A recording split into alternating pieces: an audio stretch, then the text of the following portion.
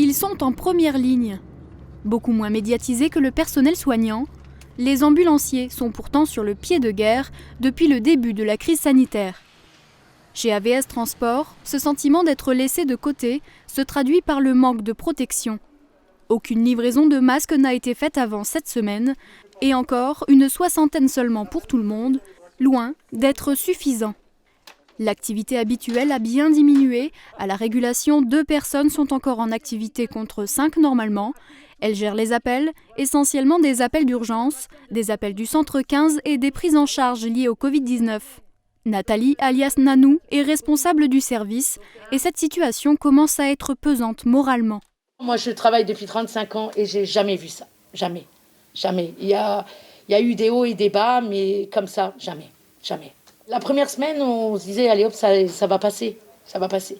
Mais là, on voit que les jours continuent et c'est de pire en pire, quoi. Donc, ouais, c'est lourd. C'est très lourd. Pour les ambulanciers aussi, l'activité a été fortement impactée.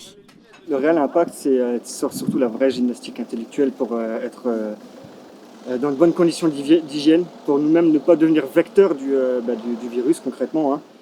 Avant chaque prise en charge, Brice et son collègue Steve revêtissent combinaison intégrale, masque FFP2, lunettes et gants. La transmission se fait de manière gouttelette et manuportée, donc il est vraiment important pour ne pas l'avoir sur nos vêtements et notre équipement de travail, d'avoir une tenue complète, hermétique. Et puis encore, en rentrant dans l'hôpital, en fait, ils nous donneront encore des gants, ils nous demanderont de mettre des gants.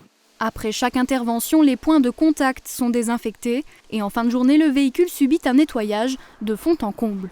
Plusieurs ambulances comme celle-ci sont exclusivement réservées à des transports Covid-19 et même si c'est leur métier et qu'ils l'ont choisi, l'inquiétude est un sentiment humain qu'il leur arrive de ressentir. On n'est jamais serein, on ne sait pas ce que ça peut donner, étant donné que la maladie peut très vite évoluer jusqu'à des cas critiques catastrophiques, hein, notamment en réanimation. Mais voilà, pour ma part, je suis volontaire.